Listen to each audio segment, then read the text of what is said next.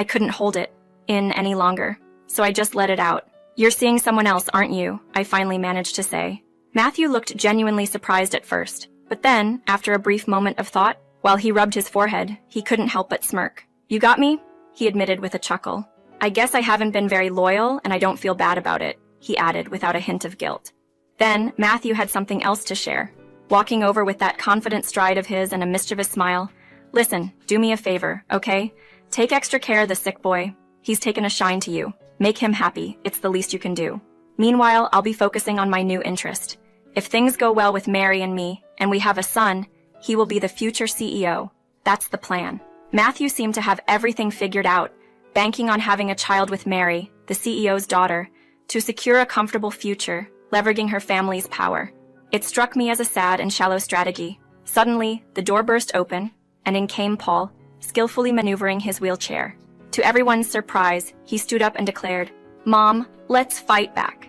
My name is Alexis. I'm 33 years old, and I became a stay-at-home mom after getting married. Now I find myself in a complex situation concerning Paul, who, although not my biological child, feels very much like my own. Paul is Matthew's son from his previous marriage. He's a quiet boy, or Matthew claimed when he first introduced Paul to me the day after we married. I was aware of Matthew's divorce, but had no idea he had a son, especially one that he was actively raising. Paul's quiet nature initially left me unsure of how to react, but Matthew seemed unfazed, assuring me, really, he's an easy kid. Only 2 years old and no trouble at all. When I first met Paul, he looked back at me with curiosity and innocence that tugged at my heartstrings. "This is Paul.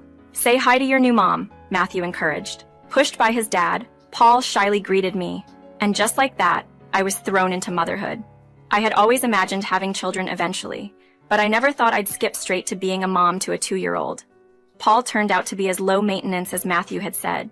He ate whatever was prepared and hardly ever threw tantrums. He was, in every sense, a well-behaved child. According to Matthew, Paul was raised by his grandparents while Matthew focused on his career, leaving me to handle the childcare now that I was not working. This new arrangement brought a lot of appreciation from Matthew's parents, who were grateful for the help. "It's tough having a child around, especially with how busy we all are," they'd say, nodding in understanding at the challenges of raising a child. Paul, sitting quietly beside me, seemed unfazed by the discussions about his behavior or health. At first, I thought his quiet demeanor was due to the new environment and possibly being cautious around me. However, caring for a 2-year-old was more challenging than I anticipated. Paul's curiosity knew no bounds, from climbing on stools to rummaging through the fridge, to playing with the stove knobs, and even drawing on the walls with permanent markers. I shared these exhausting days with Matthew when he returned from work, hoping for some support, but his nonchalant reaction took me by surprise. I didn't realize childcare could be this demanding. One weekend, I desperately needed to catch up on some housework, so I asked Matthew if he could watch Paul. His response left me speechless. "Why should I? Just because you're not his biological mom doesn't mean you can avoid your responsibilities." I was stunned. It wasn't about shirking my duties. I simply needed some time to manage the household chores that were piling up. The idea of neglecting childcare never crossed my mind. All I wanted was a day to focus on tidying up our home. All I wanted was for Matthew to spend a bit of quality time with Paul. When I suggested this, Matthew let out a deep sigh, clearly frustrated. "You're not working at the moment, right? I'm the one who's bringing in the money, supporting us, and now you're saying this?" he argued. But I thought since it was his day off, maybe he could spare a little time. "Why should I exhaust myself with child duties on my day off?" he questioned, hinting that my role was to take care of such things. The implication that he married me primarily for childcare left a sour taste, though he quickly tried to backtrack with an apology. In the end, Matthew's interaction with Paul was brief, only an hour on Saturday morning before he vanished for the day. Exhausted, I felt Paul tug at my finger, his chubby cheeks lifted in concern. "Mom, are you okay?"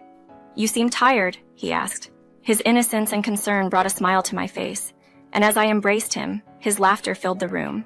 Despite the challenges of daily life and taking care of Paul, my affection for him grew deeply. However, my worries deepened when I noticed something troubling about Paul's walk. Fearing the worst, I took him to see a doctor, where the diagnosis was more serious than I had feared. Paul was at risk of losing his ability to walk.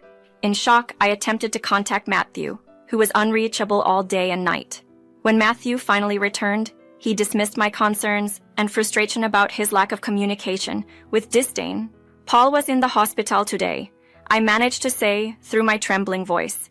Matthew's reaction turned from dismissive to shocked, yet when I explained the situation and asked for his presence at the next appointment, he hesitated, focusing instead on the negative implications of Paul's condition, blaming it on genetics rather than showing concern. As Matthew's attitude toward the situation became clear, indifferent and blame-shifting, I felt a mix of worry and determination. His late returns home began to seem more like avoidance than necessity. It was evident I couldn't rely on Matthew for support, so I steeled myself to protect and care for Paul alone. Despite Matthew's increasing detachment, the day Paul was discharged from the hospital marked a small moment of cooperation. Matthew showed up, playing the part of a supportive father, promising to work together as a family moving forward. Yet, his earlier absence and reluctance to face reality made his promises ring hollow. In this challenging time, my resolve to care for Paul only strengthened, grateful at least for the opportunity to be there for him as a stay-at-home mom, committed to facing whatever came our way together. After Paul was discharged from the hospital, life took on a new rhythm with him, now using a wheelchair. Seeing him, unable to run around and play like other kids, was deeply upsetting. Despite this, Matthew's pattern of coming home late didn't change, leaving me to find ways to brighten Paul's days. I decided to share my love of drawing with him, giving him a set of art supplies. To my delight, Paul showed a natural talent and joy for drawing, reminiscent of my own.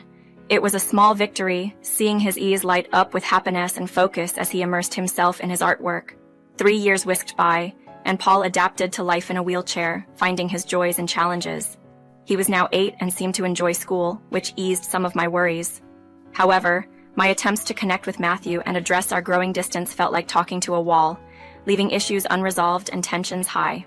Then, unexpectedly, the truth about Matthew's actions outside our home came crashing down through a message from a friend, revealing his infidelity with photographic evidence. The news didn't shock me as much as it confirmed my suspicions, given Matthew's recent odd behavior and late nights. My friend's concern over the phone was palpable, offering support and a listening ear. Despite the turmoil, I felt a strange clarity about my next steps, considering the newfound evidence as leverage in a potential divorce. Yet, after the call, a wave of despair hit me. The realization of Matthew's betrayal, especially during a time when Paul and I faced our challenges, hurt deeply. The thought of Matthew's carefree moments with someone else while we dealt with Paul's condition brought a different, more profound sadness. Paul, sensing something was wrong, found me in tears.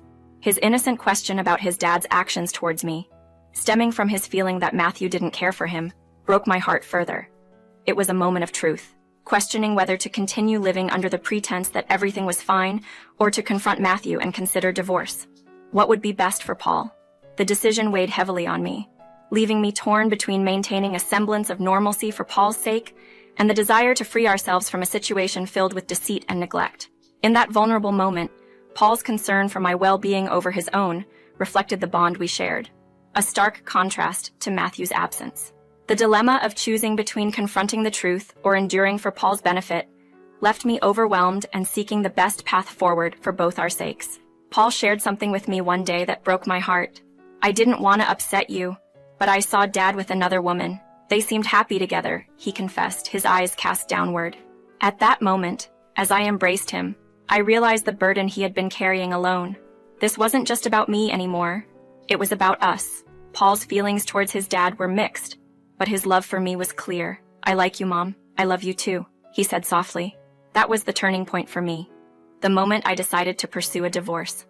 I took concrete steps towards ending our marriage, hiring a private investigator to gather undeniable proof of Matthew's infidelity. The evidence compiled smoothly, setting the stage for a showdown once Matthew returned home. Despite his sporadic presence, his belongings remained, hinting at his inevitable return. As I prepared myself for the confrontation, moments of doubt crept in.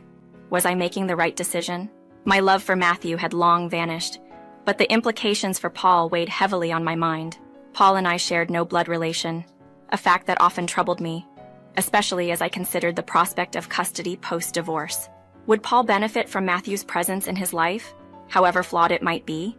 Yet, the longer Matthew stayed away, the more I pondered the convenience of silence. No confrontation, no divorce, and financial stability maintained.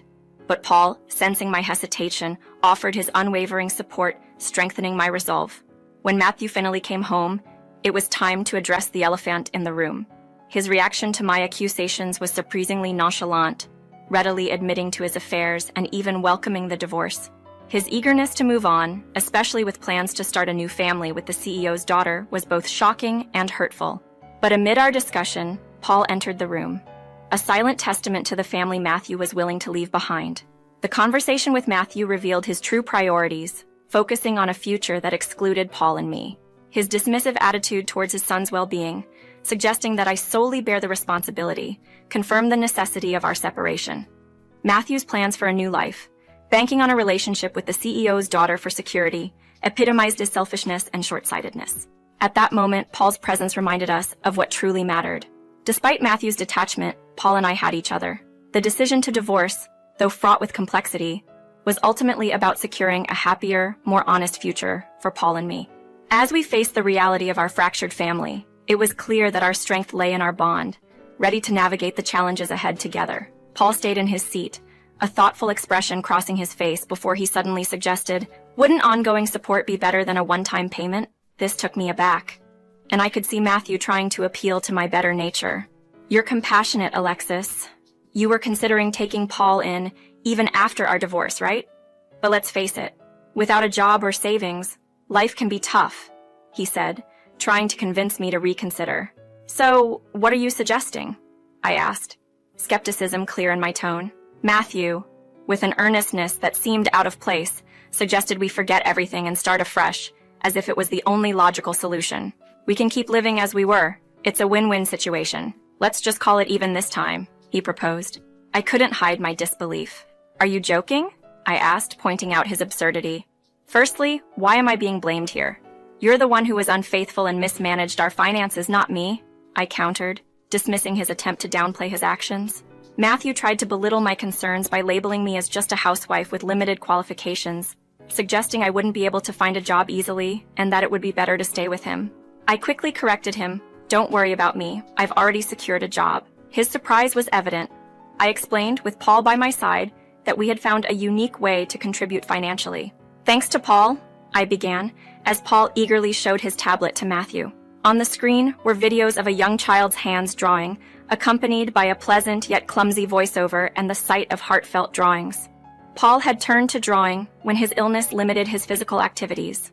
Encouraged by my passion for art from my childhood, we discovered not only Paul's talent but also his unique style and happiness while drawing. Seeking to share this joy, I started posting his drawing videos online, keeping his identity anonymous. To our surprise, a well-known figure shared one of Paul's videos, catapulting his work to widespread attention and even generating ad revenue. My video editing skills, initially just a hobby, became proficient enough to take on freelance projects. Paul's videos are a hobby, and will only continue as long as he enjoys it. However, I'm planning to further my skills and take on more editing work. "We're doing fine without your concern," I assured Matthew, emphasizing our independence. Matthew's reaction, wondering why he wasn't informed of Paul's success earlier, revealed his motives. "If I had known Paul was bringing in that much, I would have," his words trailed off, highlighting his opportunistic attitude. This conversation only reinforced my decision to move forward without relying on Matthew, focusing instead on our newfound path to independence and happiness. I had my reasons for not telling Matthew about Paul's success. I was afraid he'd see it as an opportunity and push Paul too hard, something I couldn't allow. Matthew's reaction, when confronted with the truth, was a mixture of shock and anger. He tried to appeal to Paul, asserting that they should be together as the real family due to their blood relation. But Paul, wise beyond his years, rejected this notion. He expressed how I had always been there for him, through every emotion and every milestone, unlike Matthew, who had been absent when needed the most. Paul's refusal was firm, emphasizing that our bond, not defined by blood, but by love and support, was his true family. Even when Matthew tried to leverage their biological connection, Paul stood his ground, highlighting Matthew's absence in his life. Matthew's attempts to reclaim his place as a father were met with Paul's honest and cutting observations, leaving Matthew with no ground to stand on. When Matthew learned about Paul's earnings, he saw it as an angle to refuse the divorce, claiming his rights as Paul's father. But it was my in-laws, surprisingly, who intervened, They had witnessed everything: Matthew's neglect, his infidelity, and his sudden interest when money was involved. They supported us, confirming that raising a child was a shared responsibility, one that Matthew had abandoned long ago. The in-laws, whom I had underestimated, played a crucial role in persuading Matthew to agree to the divorce. They had always cared for Paul, contrary to my initial belief. Their support during this time was invaluable, and Paul expressed a desire to maintain a relationship with them post-divorce. With their help, we were able to secure child support from Matthew, despite his initial reluctance and hidden assets. Following the divorce, Matthew's life took a downturn. His actions caught up with him, leading to his resignation and struggle to make ends meet through part-time work. Meanwhile, Paul and I have been thriving. Paul's passion for drawing continues to bring him joy, and his rehabilitation shows promising progress. Inspired by the therapists who worked with Paul, I decided to pursue a career in physical therapy, aiming to support children like him. Our story has touched many, with people often commenting on how much Paul and I resemble each other, a testament to our deep bond. As Paul's mother, I am committed to supporting him through every step of his journey, cherishing our moments together while preparing for the future. Our relationship, built on love, support, and mutual respect, stands as a powerful reminder that family is not just about blood relations, but the connections we choose to nurture and maintain.